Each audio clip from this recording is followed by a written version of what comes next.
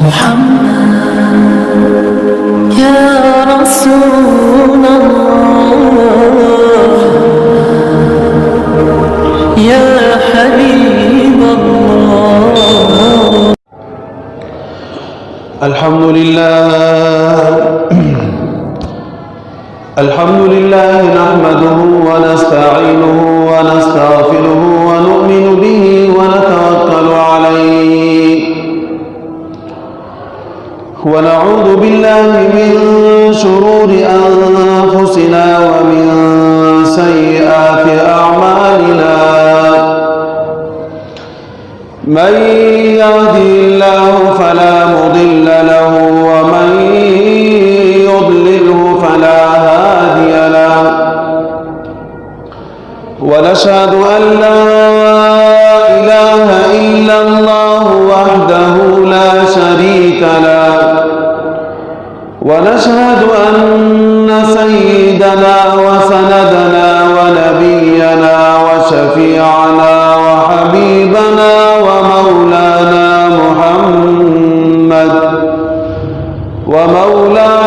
محمدا أحمد عبده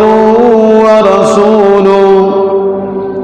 أرسله الله تعالى إلى كافة للناس بشيرا ونذيرا وداعيا إلى الله بإذنه وسراجا منيرا. أما بعد فأعوذ بالله من الشيطان الرجيم. بسم الله الرحمن الرحيم. لقد كان لكم في رسول الله أسوة حسنة لمن كان يرجو الله واليوم الآخر وذكر الله كثيرا. آمنت بالله صدق الله مولانا العظيم وصدق رسوله النبي الكريم ونحن على ذلك لمن الشاهدين والشاكرين والحمد لله رب العالمين.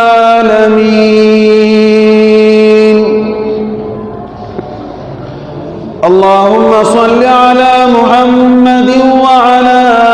آل محمد كما صليت على إبراهيم وعلى آل إبراهيم إنك حميد مجيد. اللهم بارك على محمد وعلى آل محمد كما باركت على إبراهيم وعلى آل إبراهيم إنك حميد مجيد. میرے محترم و مکرم، میرے پیارے بھائیوں، دوستوں اور بزرگوں اور میری پیاری ماں اور بہنوں، نبی اکرم صلی اللہ علیہ وسلم کی سیرت مبارکہ اتنی طویل، اتنی خوبصورت اور اتنی دلچسپ ہے کہ جتنا بھی اس کو بیان کیا جائے انسان نہ اس سے اکتاتا ہے نہ تکتا ہے، بلکہ جتنا ہی انسان سنتا رہتا ہے اتنا ہی انسان کو لذت محسوس ہوتی ہے. ایمان کی نورانیت، ایمان کی روشنی، ایمان کی حلاوت، ایمان کی مٹاس آدمی کے دل میں اترتی رہتی ہے. نبی اکرم صلی اللہ علیہ وسلم کے سیرت مبارکہ کے مختلف عنوانات سے جو مسلسل بیانات ہو رہے ہیں، ان میں سے آج ہم اس بات کو بیان کرنا چاہتے ہیں کہ نبی اکرم صلی اللہ علیہ وسلم نے جب کفار کو دعوت دی، نبی اکرم صلی اللہ علیہ وسلم نے جب ان کو کلمہ حق کی طرف بلایا اور وہ کسی بھی صورت نہ مانے، یہاں تک کہ ان کے مطالبے شروع ہو گئے، اور مطالبوں میں ایک بہت بڑا ان کا یہ مطالبہ سامنے آیا کہ اے پیغمبر، ہم آپ پر اس وقت ایمان لے آئیں گے کہ اگر آسمان سے نازل کردہ فرشتے وہ آپ کے حق کے متعلق، آپ کے صداقت کے متعلق بیان دے دیں، یا ہمارے دادا وہ زندہ ہو جائے، ان کو آپ زندہ کر دے، وہ آپ کے صداقت، آپ کے حقانیت کے متعلق بتا دے تو ہم آپ پر ایمان لے آئیں گے۔ اور اگر آپ یہ کہتے ہو کہ عذاب آئے گا تو عذاب نازل کر کے بتا دو، ہم اس عذاب کو دیکھ کر آپ پر ایمان لے آئیں گے۔ نبی اکرم صلی اللہ علیہ وسلم نے ان کفار کو جواب میں یہ فرمایا کہ اللہ رب العزت نے مجھے بشیر بنا کر بھیجا ہے، خوشخبری دینے والا، ڈرانے والا، آپ کی اپنی چاہت کے متعلق ہے کہ ایمان لاتے ہو یا نہیں لاتے۔ اگر ایمان اپنی مرضی سے لاؤ گے تو اس ایمان کا اعتبار ہوگا، اگر زبردستی آپ ایمان لانا چاہتے ہو تو اس ایمان کا اعتبار نہیں ہوتا۔ بیان کرنے کا مقصد اب اس گفتگو کی طرف ہے کہ آیا ایمان انسان قبول کرے تو رضامندی سے کرے یا زبردستی؟ اگر کوئی زبردستی کیا جائے، کسی کو یہ کہا جائے کہ تو ایمان کو قبول کر لے ورنہ تجھے قتل کر دیا جائے گا، یا تو ایمان کو قبول کر لے ورنہ آسمان سے عذاب نازل ہوگا، اور آسمان کے عذاب کو دیکھ کر وہ آدمی اگر ایمان لے آتا ہے تو اس ایمان کا اعتبار نہیں ہے۔ اس لیے کہ اس کو کہتے ہیں ایمرجنسی والی حالت، اضطراری حالت، اس ایمان کا شریعت میں کوئی اعتبار نہیں۔ وہ ایمان معتبر ہے، اس کا اعتبار کیا جاتا ہے جو آدمی خوشی سے قبول کرے، جو آدمی نبی اکرم صلی اللہ علیہ وسلم کی زبان مبارک پر یقین کرتے ہوئے قبول کرے، جو آدمی نبی اکرم صلی اللہ علیہ وسلم کے رسالت پر غور اور فکر کرنے کے بعد قبول کرے، اس ایمان کا اعتبار ہے۔ اس ایمان کا اعتبار نہیں کہ آسمان سے فرشتے نازل کرے عذاب اور اس وقت آپ کہیں کہ میں بن گیا مسلمان، اس ایمان کا اعتبار نہیں ہے۔ تو ایمرجنسی والی حالت میں ایمان قابل قبول نہیں ہوتا۔ اس لیے اللہ رب العزت کی طرف سے نبی اکرم صلی اللہ علیہ وسلم نے کفار کو یہ بات بتا دی کہ ایمرجنسی کی حالت میں اگر آپ ایمان لاتے ہو اس ایمان کا اعتبار نہیں۔ اگر ایسی اضطراری حالت میں، ایمرجنسی حالت میں ایمان قبول ہوتا تو فرعون جس وقت غرق ہو رہا تھا اس نے اس وقت کہا کہ میں حضرت موسیٰ، حضرت ہارون علیہ السلام کے رب پر ایمان لاتا ہوں، لیکن ان کے ایمان کا اعتبار نہیں کیا گیا اور ان کو کفر کی حالت میں انتقال ہو گئی اور وہ کفر کی حالت میں دنیا سے چلے گئے۔ اللہ رب العزت کا ارشاد ہوا الآن وقد عصیت قبل وکنت من المفسدین، آج تو توبہ کرتا ہے، آج تو ایمان لے آتا ہے جبکہ تمہاری زندگی کفر کے اوپر گزری ہے۔ اس لیے علماء فرماتے ہیں کہ اگر انسان کے اوپر موت کے حالات شروع ہو جائیں اور اس موت کے وقت کوئی آدمی کہتا ہے کہ میں مسلمان ہو گیا، اس موت کی حالت پر اگر کوئی آدمی یہ کہتا ہے کہ جناب میں توبہ کرتا ہوں تو اس وقت توبے کا اعتبار نہیں ہے، اس لیے کہ آپ تو یہ سب کچھ اپنی آنکھوں سے دیکھ رہا ہے۔ تو جب کفار نے ایک بھی نہ مانی اور یہ باتیں نبی علیہ الصلوۃ والسلام نے ان کے سامنے بتا دی،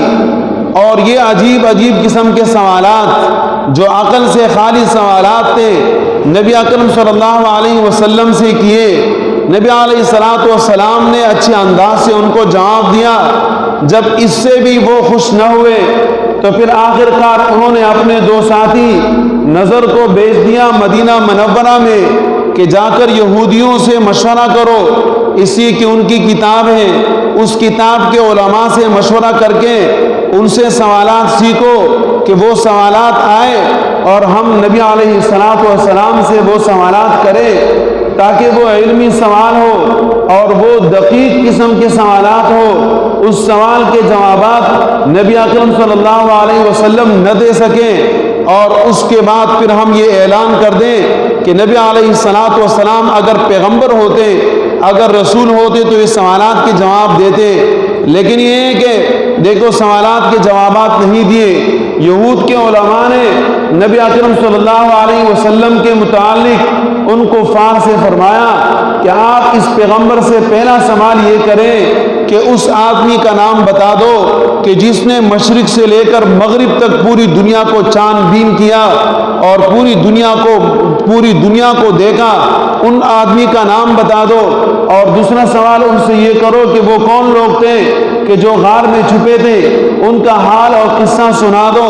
اور تیسرا نبی اکرم صلی اللہ علیہ وسلم سے روح کے متعلق پوچھو، اگر یہ پیغمبر آپ کو 3 سوالات میں 2 سوال کے جواب دے دے اور تیسرے کا نہ دے تو سمجھ لو کہ یہ اللہ کا سچا پیغمبر ہے، اللہ کا سچا نبی اور سچا رسول ہے۔ اور اگر یہ پیغمبر یہ سوالات نہ دے، ان سوالات کے جوابات نہ دے تو سمجھ لو کہ یہ سچا نبی نہیں ہو سکتا۔ اب وہ لوگ آئے مکہ مکرمہ میں، نبی اکرم صلی اللہ علیہ وسلم سے سوال کیا کہ اے پیغمبر آپ بتائیے کہ وہ کون سا آدمی تھا جس نے مشرق سے لے کر مغرب تک پوری سرزمین کو دیکھا، اس کا نام بتائیے۔ نبی علیہ السلام سے پوچھا آپ روح کے متعلق بتائیے۔ نبی علیہ السلام سے پوچھا آپ اصحاب کہف کے متعلق، غار والوں کے متعلق بتائیے۔ نبی اکرم صلی اللہ علیہ وسلم تو ظاہر ہے اپنی طرف سے کوئی بات نہیں بتاتے تھے، وہی بات بتاتے تھے، وہی ارشاد فرماتے تھے جو اللہ رب العزت کی طرف سے روح کی شکل میں، جو اللہ رب العزت کی طرف سے وحی کی شکل میں آتا۔ نبی علیہ السلام انتظار کر رہے تھے اور ان کو جواب دیا کہ کل میں آپ لوگ کو اس کا جواب دے دوں گا، لیکن نبی علیہ السلام نے ان کو جواب دیتے ہوئے اس الفاظ کے ساتھ انشاءاللہ کا ذکر نہیں کیا۔ جب انشاءاللہ کا ذکر نہیں کیا آسمان سے وحی رک گئی۔ رکنے کے بعد یہ اور خوش ہوئے کہ ہم نے پیغمبر سے سوالات کیے اور پیغمبر نے ہمارے سوالات کا جواب نہیں دیا، اس لیے معلوم ہوتا ہے کہ کوئی گڑبڑ ہے۔ اپنے کفر کو، اپنے عناد کو، اپنے بغض کو، اپنے حسد کو، اپنے کینے کو اور پھیلانا شروع کر دیا، یہاں تک کہ آسمان سے وحی آئی۔ حضرت جبریل علیہ السلام پہلی بات لے کر آئے، وَلَا تَقُولَنَّ لِشَيْءٍ إِنِّي فَاعِلٌ ذَلِكَ غَدًا إِلَّا أَن يَشَاءَ اللَّهُ۔ اے پیغمبر جب بھی آپ بات کریں اور آپ کل کا نام لیں، آج کا نام لیں، جو بھی بات آپ کریں تو ساتھ میں انشاءاللہ کا لفظ ضرور استعمال کریں۔ اب انشاءاللہ کا لفظ آپ نے استعمال نہیں کیا، اس لیے وہی رک گئی۔ اب جب بھی آپ بات کریں گے تو انشاءاللہ کہیں گے، اس لیے ہر آدمی اپنے بات کے ساتھ انشاءاللہ ضرور کہے، اور اگر جواب دیتے ہوئے فوراً آپ انشاءاللہ بھول گئے تو کوئی مسئلہ نہیں، آپ 1 سال کے بعد بھی انشاءاللہ کہہ سکتے ہیں، آپ 1 مہینے کے بعد بھی انشاءاللہ کہہ سکتے ہیں، لیکن آپ کو انشاءاللہ ضرور کہنا چاہیے، اس لیے کہ جو کچھ ہوتا ہے وہ اللہ کی طرف سے ہوتا ہے۔ اب وحی آئی، نبی علیہ السلام نے ان کو بتا دیا کہ جناب وہ غار والے لوگ اصحاب کہف کے لوگ تھے، ان کا یہ قصہ ہے، پورا کا پورا قصہ نبی اکرم صلی اللہ علیہ وسلم نے کفار کے سامنے رکھ دیا اور فرمایا کہ مشرق سے لے کے مغرب تک، مغرب سے لے کے مشرق تک جس آدمی نے پوری دنیا کی چاند بی کی وہ ہے ذوالقرنین۔ اور تیسرا جو آپ لوگ کا سوال ہے روح کے متعلق، تو اس کے متعلق میں آپ کو یہ کہتا ہوں کہ روح کے متعلق کوئی انسان نہیں جانتا سوائے اللہ کے۔ اللہ رب العزت نے ارشاد فرمایا وَيَسْأَلُونَكَ عَنِ الرُّوحِ قُلِ الرُّوحُ مِنْ أَمْرِ رَبِّي۔ اے پیغمبر علیہ السلام اگر یہ آپ سے روح کے متعلق سوال کرتے تو ان کو آپ جواب میں فرمائیے کہ روح تو میرے اللہ کا حکم ہے۔ اب جو اللہ کا حکم ہے اس حکم کے متعلق ہم نہیں جانتے کہ وہ کس طریقے سے ہے۔ بہرحال روح ایک چیز ہے، اللہ رب العزت کا حکم ہے کہ جب وہ انسان کے ڈھانچے میں رہتا ہے تو اس کی زندگی بنتی رہتی ہے، اس کو انسان کہا جاتا ہے، اس کو جاندار کہا جاتا ہے۔ اور جب انسان سے وہ روح نکل جاتی ہے، اللہ کا وہ حکم نکل جاتا ہے، تو پھر یہ انسان مردہ بن جاتا ہے، اس کو لاش کہتے ہیں۔ اور یہ کہ اس انسان کو جاندار نہیں کہا جاتا، بلکہ اس آدمی کا نام پھر جاندار سے بے جان بن جاتا ہے، اتنا ہم سمجھتے ہیں، باقی ہم نہیں سمجھتے، اللہ رب العزت نہیں سمجھتے ہیں۔ جب نبی علیہ السلام نے ان کے سامنے ان 3 سوالات کے جوابات دے دیے تو اس وقت بھی یہ کفار ایمان نہیں لے آئے، اپنے کفر کے اوپر ڈٹے رہے۔ ظاہر ہے کہ جس نے ایمان نہیں لانا ہوتا ہے وہ بہانے ڈھونڈتا رہتا ہے،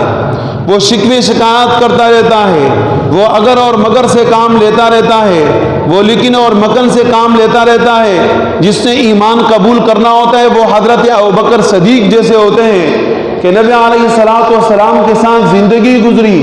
اور وہ زندگی بھی بہترین انداز سے گزری۔ نبی علیہ السلام کے سب کچھ سے واقف، نبی علیہ السلام کے مسلمان ہونے سے پہلے اس کے یار اور دوست، نبی علیہ السلام کی زندگی سے واقف، نبی علیہ السلام کے ہم عمر، نبی اکرم صلی اللہ علیہ وسلم کے سسر، نبی علیہ السلام کے یار غار، نبی علیہ السلام کے ساتھ ہم وقت اٹھنے اور بیٹھنے والے، نبی علیہ السلام کی بات کی فوراً تصدیق کرنے والے حضرت ابوبکر صدیق رضی اللہ تعالی عنہ، کہ جب نبی اکرم صلی اللہ علیہ وسلم نے ان سے فرمایا کہ ایمان قبول کر لو، لا الہ الا اللہ محمد رسول اللہ پڑھ لو، تو حضرت ابوبکر صدیق رضی اللہ تعالی عنہ وہ واحد شخصیت پوری کائنات میں کہ جنہوں نے نہ کوئی غور کیا، نہ کوئی فکر کیا، نہ سوچا، نہ کسی سے مشورہ کیا، بلکہ جیسے پیغمبر علیہ السلام کے زبان مبارک سے نکلا فوراً بغیر سوچ اور سمجھ کے فرمایا میں ایمان لاتا ہوں لا الہ الا اللہ محمد رسول اللہ، کہ آپ اللہ کے سچے اور پکے رسول ہیں۔ اب لوگ کہتے ہیں حضرت ابوبکر صدیق رضی اللہ تعالیٰ عنہ کے متعلق باتیں کرتے ہیں۔ اب حضرت ابوبکر صدیق رضی اللہ تعالیٰ عنہ کا مقام کس کو مل سکتا ہے؟ ہر آدمی جس کو کچھ کہا جائے وہ سوچے، وہ غور کرے، وہ فکر کرے، وہ دلیلیں ڈھونڈے۔ اور حضرت ابوبکر صدیق وہ شخصیت ہیں کہ جو دو دلیلوں کو نہیں دیکھتے، جو سوچ اور فکر اس میں نہیں کرتے، بلکہ فوراً ایمان لانے والے ہیں، تو ان کا مقام کس کو مل سکتا ہے؟ جب نبی اکرم صلی اللہ علیہ وسلم اعلان کرتے ہیں کہ اللہ رب العزت کے راستے میں خرچ کرنے کی ضرورت ہے، جب اللہ رب العزت کے راستے میں خرچ کرنے کی ضرورت ہے، تو تمام کے تمام لوگ اپنے گھروں سے جو بھی توفیق ہوتا ہے وہ لے کر آتے ہیں۔ حضرت عمر رضی اللہ تعالیٰ عنہ فرماتے ہیں کہ میں نے سوچا کہ آج تک تو میں حضرت ابوبکر صدیق رضی اللہ تعالیٰ عنہ سے بڑا نہیں، لیکن آج میں کوشش کرتا ہوں کہ حضرت ابوبکر صدیق رضی اللہ تعالیٰ عنہ سے یہ مارچا تو مار لوں اور آگے 1 نمبر حاصل کر لوں۔ حضرت عمر رضی اللہ تعالیٰ عنہ نے اپنے گھر کے اندر رکھے ہوئے آدھے سامان، آدھی مالیت، آدھا پیسہ، آدھا ساز و سامان اٹھا کر نبی علیہ السلام کے سامنے رکھ دیا کہ اے پیغمبر اسلام، اے ہمارے پیارے حبیب تاجدار نبوت، نبی علیہ السلام ہمارے گھر میں جو تھا اس کا آدھا کر کے میں لے کر آیا۔ اور جب دوسری طرف دیکھا تو جناب انبار لگا ہوا ہے، ڈیر لگا ہوا ہے، ہر چیز وہاں موجود ہے۔ حضرت عمر رضی اللہ تعالیٰ عنہ نے فرمایا کہ یہ کون لے کر آیا؟ نبی علیہ السلام نے فرمایا یہ تو حضرت ابوبکر صدیق رضی اللہ تعالیٰ عنہ لے کر آئے۔ نبی علیہ السلام نے حضرت ابوبکر رضی اللہ تعالیٰ عنہ سے پوچھا کہ ابوبکر اپنے گھر میں کچھ باقی رکھا یا نہیں رکھا؟ حضرت ابوبکر رضی اللہ تعالیٰ عنہ نے فرمایا اے اللہ کے رسول، اے میرے پیارے دوست، اے میرے یار اور اے میرے پیارے رفیق، میں نے گھر میں صرف اللہ کا نام چھوڑا ہے، باقی کچھ بھی نہیں چھوڑا۔ حضرت عمر رضی اللہ تعالیٰ نے فرمایا آج بھی میں ہار گیا۔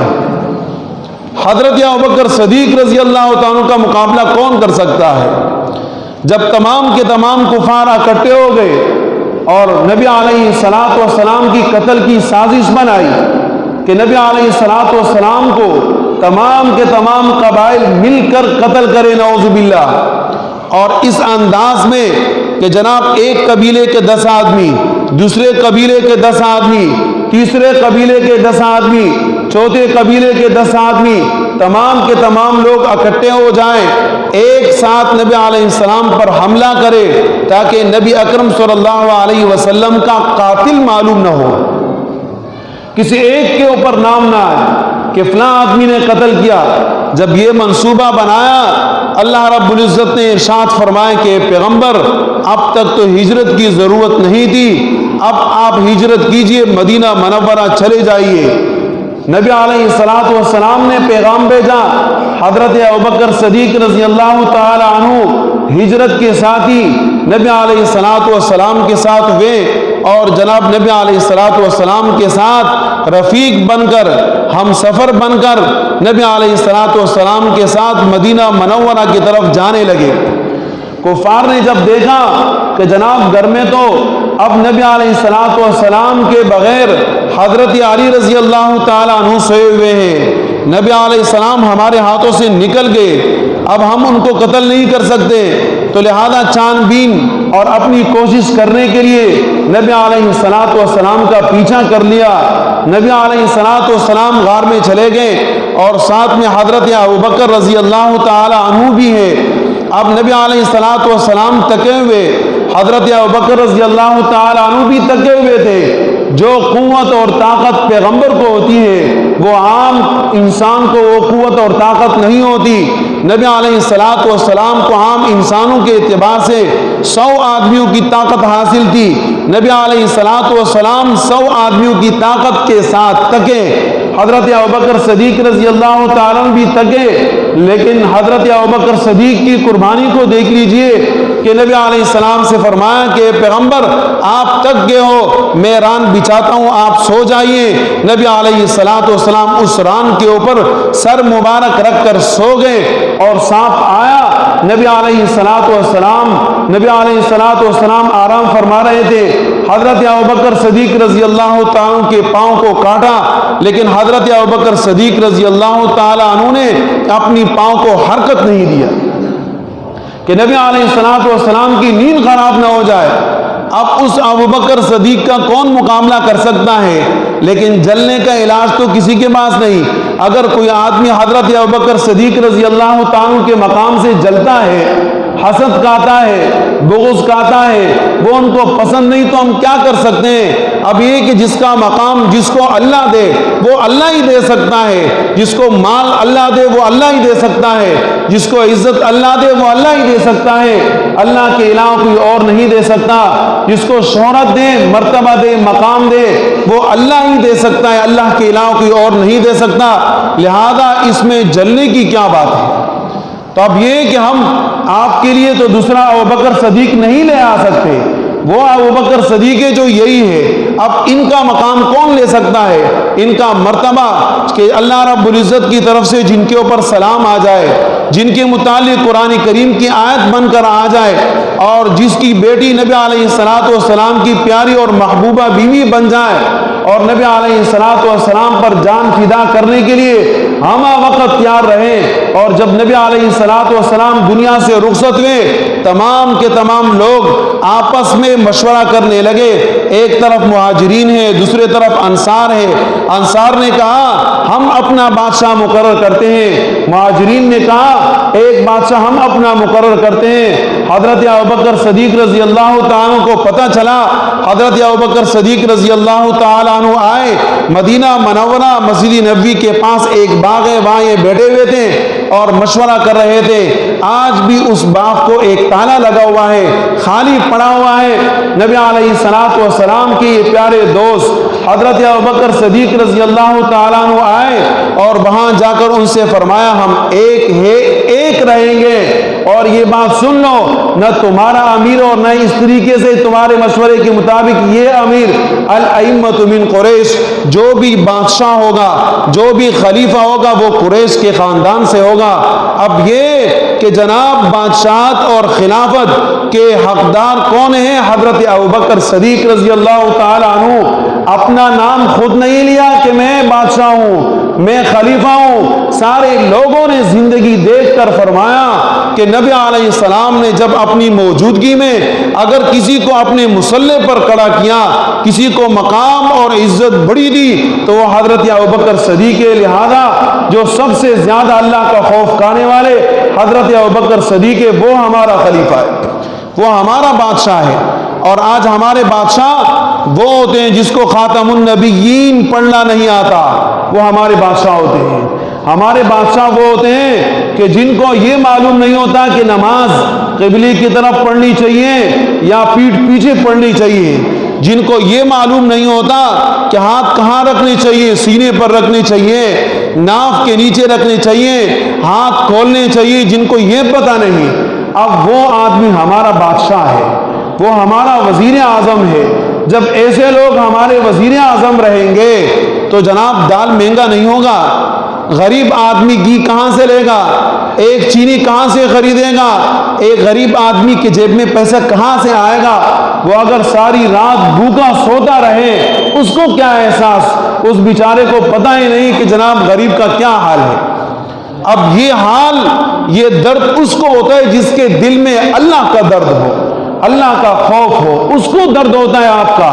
جس کے دل میں اللہ کا خوف نہیں تو اس کو آپ کا کیا احساس؟ وہ تو اپنی زندگی بڑے بڑے محلات میں گزار رہا ہے، اس کو کیا پتا کہ جہانآباد والوں کے پاس کھانے پینے کا انتظام ہے یا نہیں، یا پاکستان بننے سے پہلے جو انہوں نے پرانے پٹے گھر بنائے آج بھی اسی خستہ حالت کے اندر ہے، آج بھی گھروں کے اندر باتھ روم نہیں، آج بھی جناب گھر ایسے ہیں جن کی دیواریں نیچے ہیں۔ اب کہاں سے لا کے بنائے؟ بجلی کا بل نہیں دے سکتے، دن بدن بڑھاتے رہو، غریب آدمی کہاں سے کھائے گا، کہاں سے پیے گا؟ تو جناب غریبوں کا احساس اس کو ہوتا ہے کہ جس کے دل میں اللہ کا خوف ہو، جس کے دل میں اللہ کا خوف نہیں اس کو کیا پتا کہ جناب غریب کے کیا درد ہے، غریب کو کیا تکلیف ہے اور میں غریب کی کیا مدد کروں۔ اب دیکھیں وہ حضرت ابوبکر صدیق تھے، اب ان کا مقام کسی کو اور کو کہاں مل سکتا ہے؟ اس کے بعد جب حضرت عمر رضی اللہ تعالیٰ عنہ آئے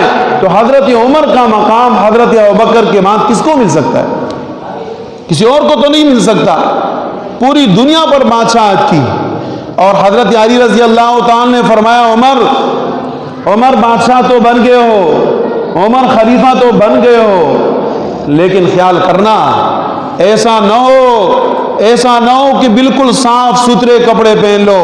وہ کپڑے پہننا جس میں پیون لگا ہو، جس میں پیون لگا ہو وہ کپڑے پہننا۔ بادشاہ وقت پوری دنیا کا سپریم لیڈر وہ جناب کیا کر رہا ہے؟ پٹے پرانے کپڑے پہن کے وہ خطبہ دیتا ہے، وہ چلتا ہے، وہ اٹھتا ہے، وہ بیٹھتا ہے، اور اپنی بیٹی حضرت حفصہ نبی اکرم صلی اللہ علیہ وسلم کی زوجہ محترمہ، انہوں نے ارشاد فرمایا ابا آپ تو ایک بڑے حاکم ہو، آپ کو اللہ پاک نے بڑی سلطنت دی ہے، اے میرے ابا اگر ایسا ہو کہ آپ کے لیے اچھا کھانا تیار ہو جائے، اے میرے ابا اگر ایسا ہو کہ آپ کے لیے اچھے کپڑوں کا انتظام ہو جائے۔ اب تو مسلمانوں کی وہ حالت نہیں جو ابتدا کی تھی کہ کھانے پینے کا کوئی انتظام نہیں، ایک کھجور سے سارے دن کا گزارا کرتے۔ تو حضرت عمر رضی اللہ تعالیٰ نے فرمایا کہ حفصہ میری پیاری بیٹی نبی علیہ السلام کی زوجہ محترمہ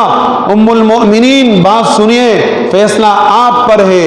نبی علیہ السلام کی زندگی آپ کے سامنے گزری، کیسے گزری؟ حضرت ابوبکر صدیق کی زندگی آپ کے سامنے گزری، کیسے گزری؟ آج اگر میں کپڑے پہنوں تو کیا میں اپنے ان دو دوستوں کے ساتھ غداری نہیں کروں گا؟ کیا اگر آج میں اچھے کھانے کھاؤں تو کیا اپنے دو دوستوں کے مشن کے خلاف نہیں چل پڑوں گا؟ کبھی ایسا نہیں ہو سکتا کہ جناب میرے پیارے دوست دنیا سے اس حالت میں گئے اور آج میں اچھے کھانے کھاؤں، اچھے لباس اوڑھوں اور میں چلتا اور پھرتا رہوں، ایسا نہیں ہو سکتا۔ حضرت عمر ان کے مشن پر چلے گا، کہ جو ان کے پیارے دوستوں کا مشن تھا، اور ان کا مشن کیا تھا؟ کپڑے رہنے والی چیز ہے، مال دولت رہنے والی چیز ہے، جو چیز ساتھ جانے والی ہے وہ اللہ کا حکم ہے، اور اس حکم کو پوری دنیا میں پھیلائیں گے۔ لا الہ الا اللہ محمد رسول اللہ۔ اللہ نے ہمیں اس وقت میں ایک بہت بڑا موقع کیا دیا کہ جناب 4 فروری سے لے کے 8 فروری تک آپ کے سامنے اجتماع ہے۔ ہر آدمی شرکت کر سکتا ہے، چھوٹا بھی کر سکتا ہے، بڑا بھی کر سکتا ہے، بوڑھا بھی کر سکتا ہے۔ مدرسے میں داخلے کے لیے شرط ہوتا ہے نا کہ وہ بچہ آئے کہ جو مسجد میں پیشاب نہ کرے، پہلا شرط۔ دوسرا شرط یہ کہ بڑا نہ ہو کہ استاد سبق پڑھائے وہ استاد کو آنکھی دکھائے، بڑے عمر کا ہوتا ہے، استاد پڑھاتے استاد کو آنکھی دکھائے، ایسا نہ ہو۔ مدرسے کے شرائط ہے، وہ بچہ ہو جو کپڑے صاف کر کے آئے، صاف کپڑوں والا بچہ مدرسے میں آئے پڑھنے کے لیے، وہ بچہ آئے کہ ماں باپ پابندی کے ساتھ اس کو بھیجے، لیکن آپ اجتماع میں جائیں، آپ کے لیے کوئی شرط نہیں ہے، بالغ جو بھی ہیں وہ جائے اجتماع میں شرکت کرے، اس تبلیغ کے راستے میں نکلے۔ یہ ہر چھوٹے بڑے بوڑھے جوان کا مدرسہ ہے، ہر مرد اور عورت کا مدرسہ ہے کہ جا کر دین سیکھے، دین حاصل کرے۔ اللہ نے ہمیں یہ موقع عطا فرمایا۔ اب وہ ترغیب تو نہیں چلا سکتے کہ جو ہمیں چلانی چاہیے، اسی کہ جناب ہر مسجد سے 12 افراد شرکت کر سکتے ہیں، زیادہ آدمی تو وہاں اجتماع میں شرکت نہیں کر سکتے جو حالات چل رہے ہیں، لیکن اس اجتماع کے بغیر وقت لگائیے، اپنی زندگی بنائیں۔ 4 مہینے لگانے کے بعد پھر یہاں آ کر داڑھی نہ کاٹیں،